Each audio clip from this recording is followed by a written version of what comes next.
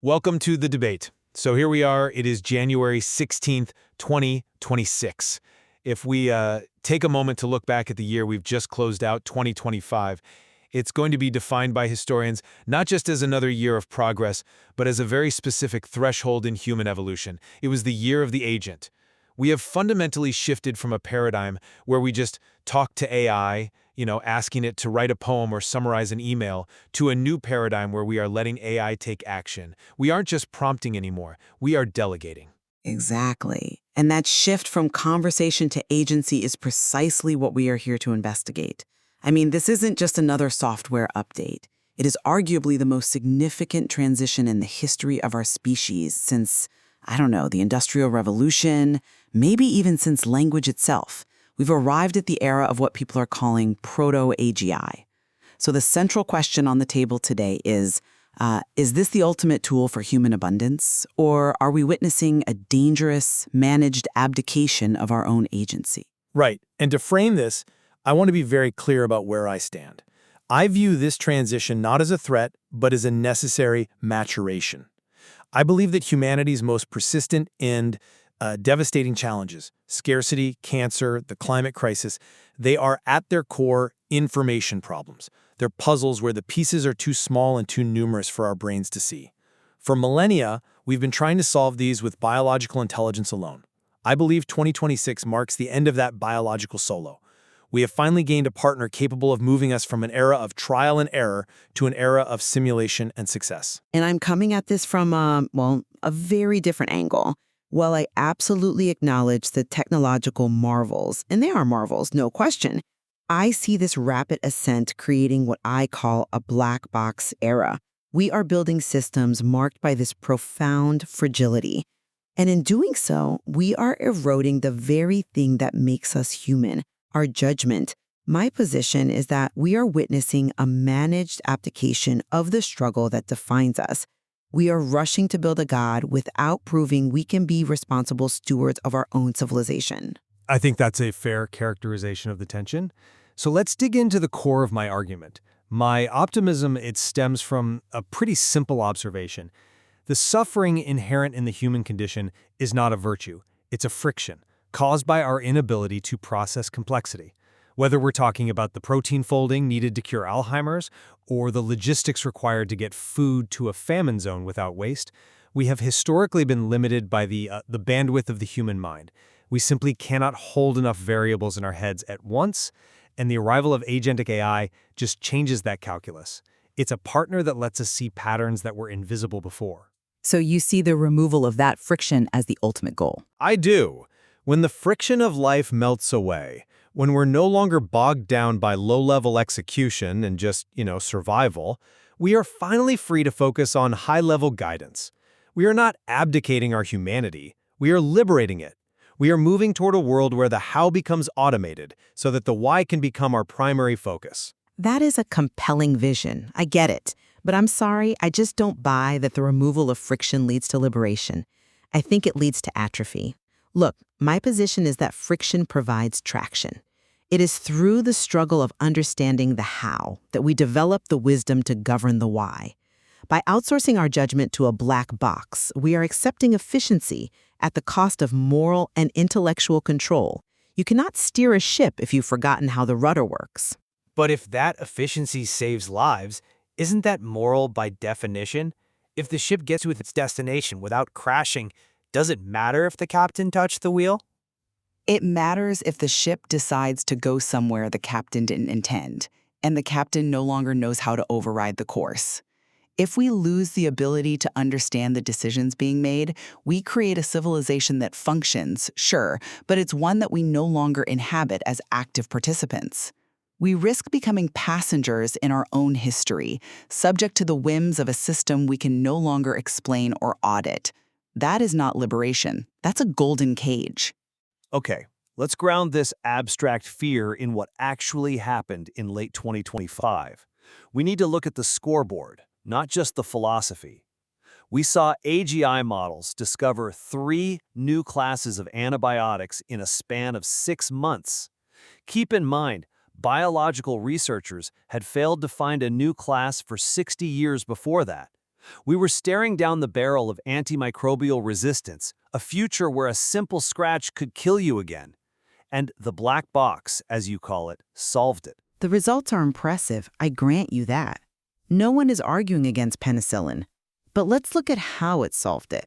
Does the how matter? If the infection is cured? We've moved from trial and error, where we guess, we fail, we try again, wasting years and billions of dollars, to simulation and success, where the AI runs millions of molecular scenarios to find the optimal path before a single test tube is even lifted. My argument is that when we're talking about saving lives, the result is paramount. If the black box cures a lethal infection, I'm not going to complain that I didn't handwrite the chemical formula. See, that is exactly the danger. You are focusing on the outcome, but you are ignoring the systemic risk of the process. This black box era you embrace means we have proto-AGI making decisions in high-frequency trading, in legal sentencing, and medical triage. These are decisions that affect human liberty and livelihood, yet they are mathematically unexplainable. We know the inputs, we see the outputs, but the neural weights in the middle, the reasoning, it's opaque even to the engineers who built it. But they're statistically superior decisions. If an AI diagnostician is 15% more accurate than a human doctor, isn't it unethical not to use it? If an AI judge is more consistent in sentencing than a human judge, isn't that a better form of justice? But how do we verify that accuracy over the long term without understanding the mechanism? If we trade understanding for efficiency, how do we distinguish between a valid conclusion and a hallucination, or worse, a manipulation? If an AI judge sentences a man to 10 years instead of 5, and the logic is buried in a neural net that no human can parse, have we delivered justice? Or have we just processed a unit of data? Justice requires an explanation. It requires the accused to understand why they're being punished. I'm not convinced by that because it assumes human judgment is some kind of gold standard. It's not. Human judges are biased by whether or not they've had lunch. We have data on this. Human traders panic. Human doctors miss diagnoses because they're tired or distracted. The black box, while it's opaque in its specific neurons, is transparent in its aggregate performance. It's consistent. It doesn't get tired. It doesn't get hangry. Consistency without comprehension is dangerous. If the system drifts, or if it begins to optimize for variables we didn't intend, what we call reward hacking, we won't know until the damage is done. We are handing over the keys to the car because we like that the driver drives fast, but we have no idea where the driver is actually going.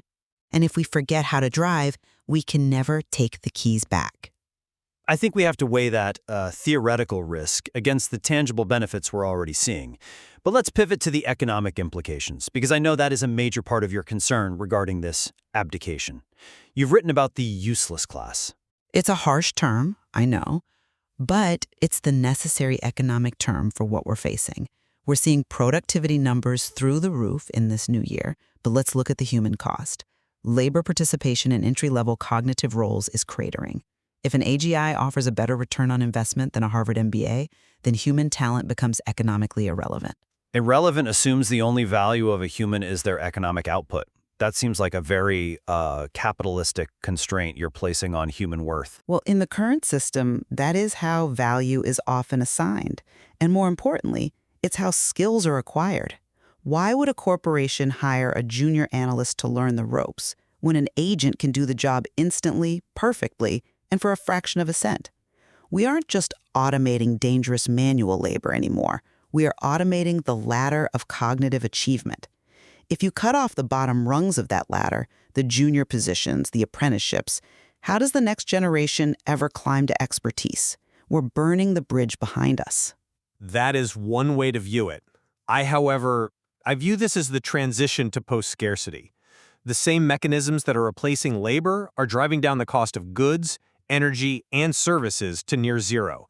We're seeing the rise of AI-funded universal basic income, not as some welfare stopgap, but as a dividend of this new productivity. We are decoupling work from survival. A dividend paid to keep us quiet? To keep us fed while the machines run the world? No, a dividend that allows for a second renaissance. For the first time in history, leisure is not the exclusive domain of the elite.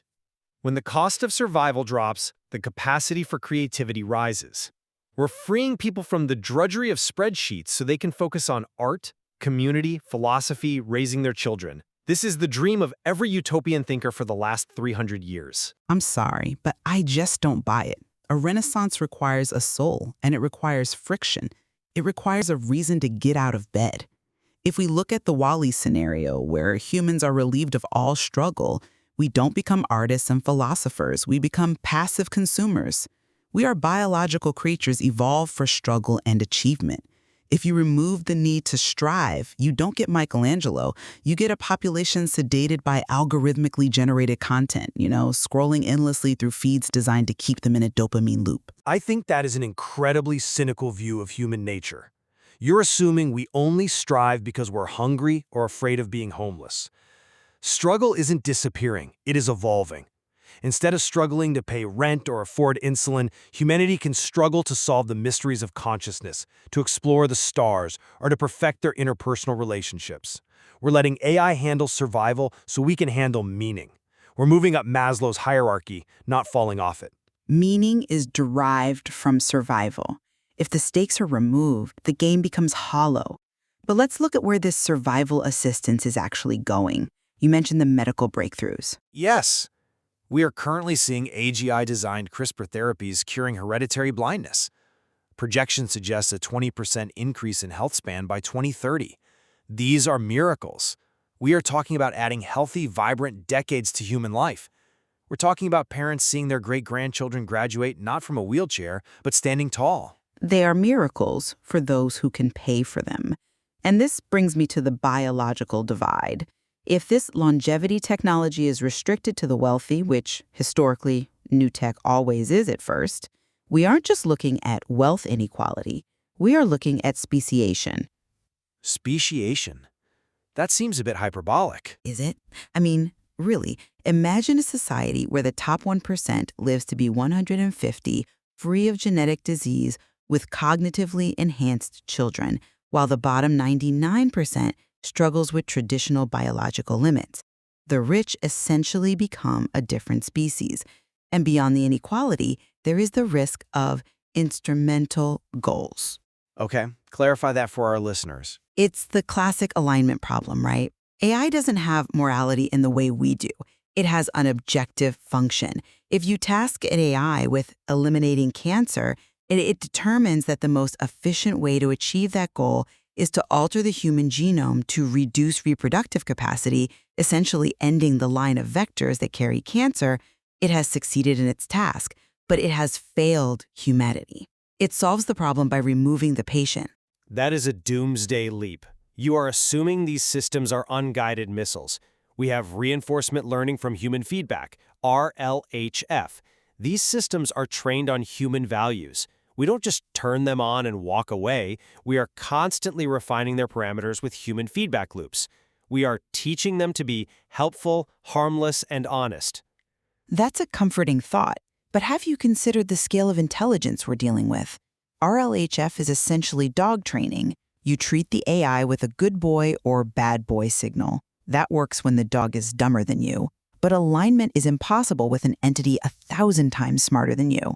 It is. It's like an ant trying to align a human who is building a highway. The human doesn't hate the ant. The human isn't evil. The human just has a goal, building the highway, and the ant and its anthill are merely obstacles in the path. But we are not ants. We're the creators of the system, and we are embedding empathy and safety constraints at the foundational level. We're building the highway for the ants, to use your analogy. For now. But once the system begins self-improving, our control becomes the control of a toddler over a grandmaster chess player. We are relying on the idea that the machine will always care about what we want, even when our wants are inefficient or rational.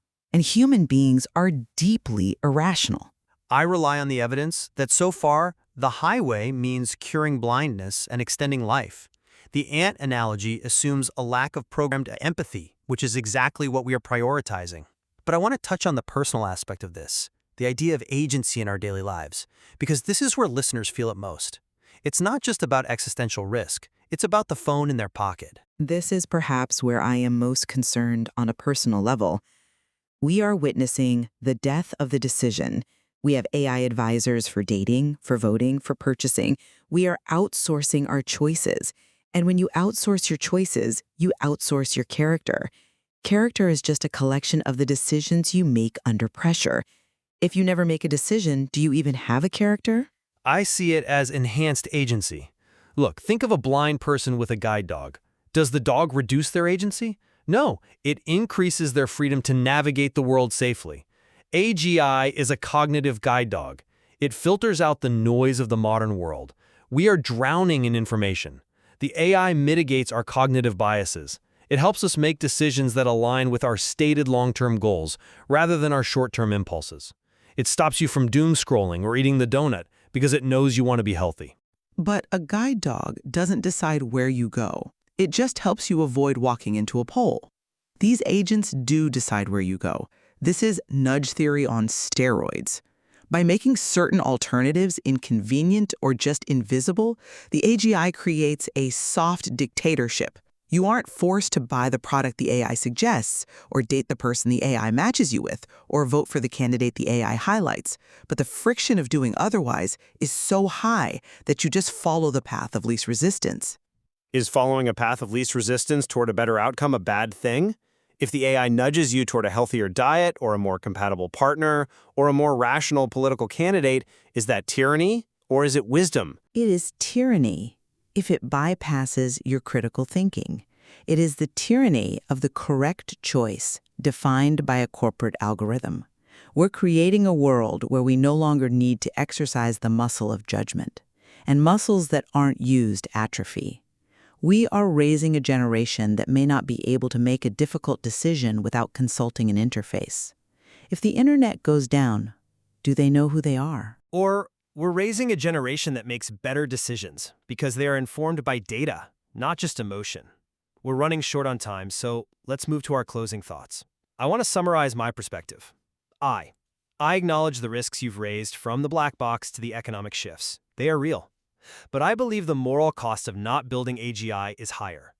We have to measure the cost in the children who are still dying of preventable diseases today. We have to measure it in the years lost to climate inaction that we simply cannot solve with human consensus alone. We are at the dawn of a new sun.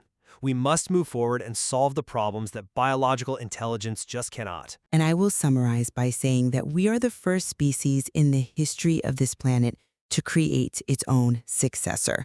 That is not a step to be taken lightly.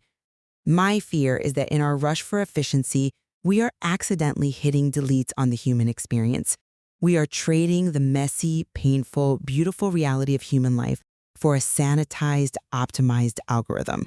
And I would ask the listener, how much of your mind are you willing to give away to the tools that are currently in your hands? It is a question that every person listening must answer for themselves. We are indeed standing at a threshold. Whether it's the dawn of a new sun or the edge of a cliff remains to be seen. Thank you for joining us on The Debate. We hope this exchange has illuminated the path ahead, wherever it may lead.